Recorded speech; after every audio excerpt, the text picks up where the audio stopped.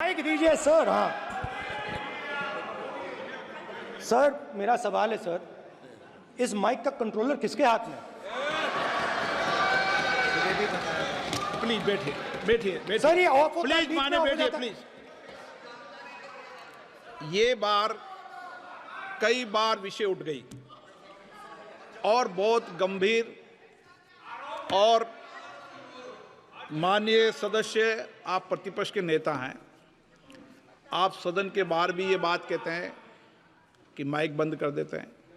मैंने कई बार आग्रहपूर्वक किया कि आसन पर इस तरीके का आरोप नहीं लगाएं। नो प्लीज बात सुनिए। आसन पर सभी दल के प्लीज आसन पर सभी दल के लोग बैठते हैं और सभी दल के लोग सभापति तालिका पे हैं और सब जानते हैं कि एक व्यवस्था होती है, जिस भी माननीय सदस्यों को आग्रह किया जाता है बोलने का वो बोला जाता है, और जिसको आग्रह नहीं किया जाता उसका माइक चालू नहीं होता। आप बोलने के लिए खड़े हैं, आपका माइक कभी बंद नहीं हुआ, कभी बंद नहीं हुआ।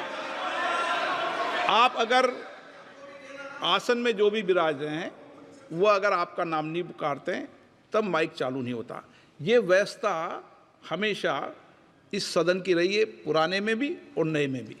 कभी आसन पे व्यक्ति पर माइक का कंट्रोल नहीं होता। दूसरा, माननीय प्रतिपक्ष के आप नेता हैं और आपसे ये अपेक्षा की जाती है कि आप लोकसभा की प्रक्रिया का संचार नियम का पालन करें, संविधान की जो व्यवस्थाएं दे रखी है उसकी पालन करें, और सदन में बोलते समय किसी भी धर्म को के ऊपर ऐसा आक्षेप नहीं करें जिससे पूरे देश के अंदर विषय पैदा हो। यह आपसे अपेक्षा की जाती है। सर मैं बिल्कुल आपकी रिस्पेक्ट करता हूं स्पीकर सर, मगर मेरे भाषण के बीच में सच्चाई ये है कि माइक ऑफ हो जाता है। मैं क्या करूं, हो जाता है वो।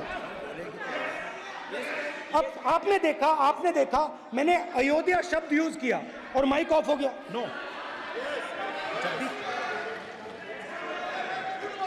अरे ये प्रधानमंत्री मोदी जी के टाइम में आधा आधा कह आएगा क्या? तो अयोध्या ने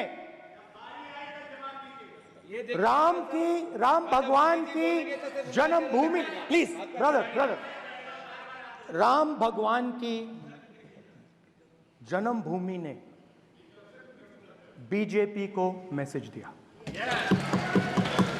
और ये आपके सामने मैसेज बैठे हुए हैं। मैंने इनसे पूछा, कल कॉफी पी, इनसे मैंने पूछा कि बताइए ये हुआ क्या। बीजेपी ने राम मंदिर का इनॉग्रेशन किया, बोलने दीजिए, राम मंदिर का इनॉग्रेशन किया। अरे भाई आप हार गए, उसको सहन करिए। नाम बोलने की कोई जरूरत नहीं है, मैं भाषण दे रहा हूं, आप नहीं दे रहे हो। मुझे बोलना है जो बोलना है, मुझे नाम लेने की कोई जरूरत नहीं, मुझे जो बोलना है मैं बोलूंगा। तो अयोध्या ने मैसेज दिया और मैंने इनसे पूछा कि हुआ क्या, और इनका जवाब आया। मैंने उनसे पूछा कि आपको कब पता लगा कि आप अयोध्या में जीत रहे हो, और आपने कहा पहले दिन से मुझे पता था। सही बात। और मैंने कहा ये क्या हुआ, उन्होंने कहा राहुल जी अयोध्या में एयरपोर्ट बना, अयोध्या की जनता से जमीन छीनी गई और आज तक उन्हें मुआवजा नहीं मिला है। उन्होंने कहा, सही बात, उन्होंने कहा कि अयोध्या में जो भी छोटे छोटे दुकानदार थे, जो भी छोटी छोटी बिल्डिंग्स थी, उन सारों को तोड़कर गिरा दिया गया और उन लोगों को सड़क पर कर दिया गया। इन्होंने यह भी कहा कि अयोध्या के इनॉग्रेशन में अयोध्या की जनता को बहुत दुख हुआ क्योंकि इनॉग्रेशन में अदानी जी थे, अंबानी जी थे, मगर अयोध्या का कोई नहीं था। और ये कारण था कि अयोध्या की जनता में, उनके दिल में नरेंद्र मोदी जी ने भय डाल दिया। उनकी जमीन ले ली, उनके घर गिरा दिए और फिर अयोध्या के गरीब लोगों को, किसानों को, मजदूरों को मंदिर के इनॉग्रेशन तक नहीं जाने दिया। मंदिर के इनॉग्रेशन छोड़ो, उसके बाहर भी नहीं जाने दिया। और इसीलिए अयोध्या की जनता ने सही मैसेज भेजा। अच्छा, इन्होंने मुझे एक और बात बोली, 3 बार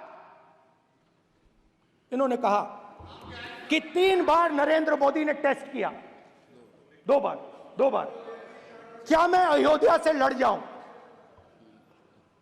और सर्वेयर्स ने कहा अयोध्या में मत लड़ जाना,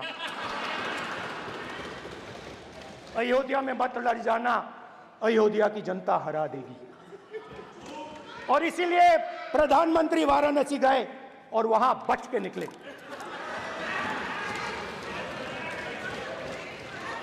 तो अयोध्या की जनता को डराया, पूरे देश को डरा दिया। मैं आपको बताता हूं, आज सुबह में आया, राजनाथ सिंह जी ने मुस्कुरा के मुझे नमस्ते की और मोदी जी बैठे हैं,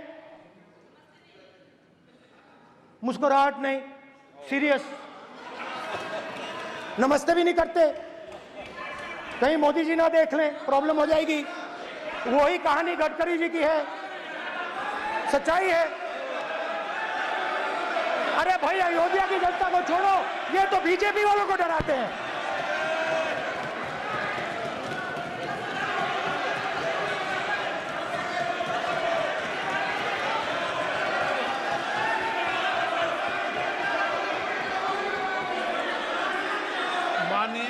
सर क्या है?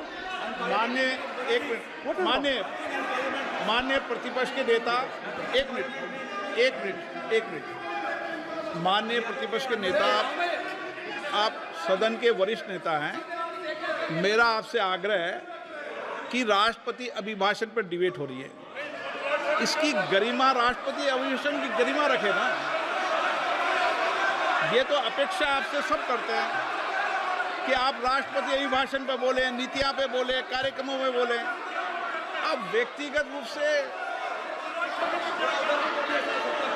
नहीं, अगर आप ये उचित मानते हैं, क्या स्पीकर सर, ये उचित है?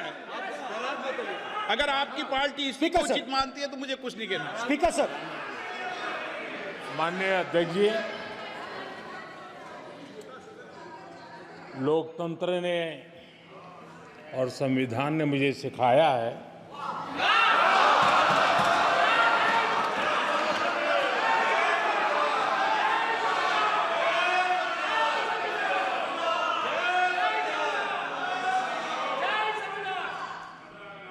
कि मुझे विपक्ष के नेता को गंभीरता से लेना चाहिए।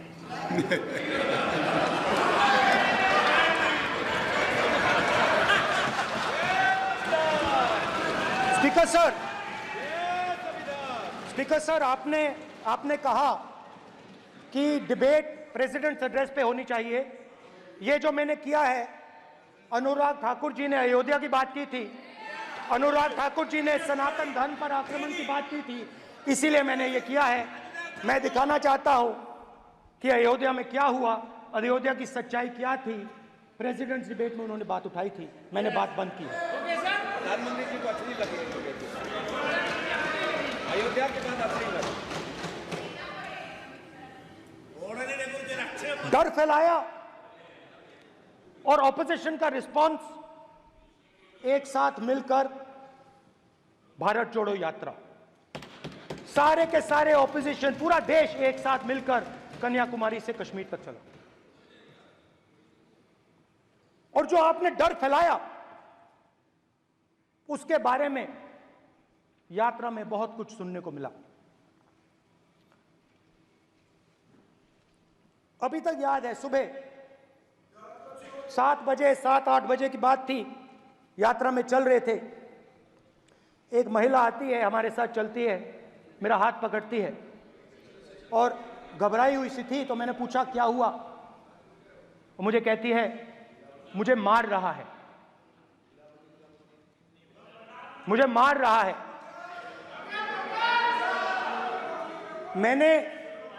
मैंने पूछा कौन मार रहा है, कौन मार रहा है?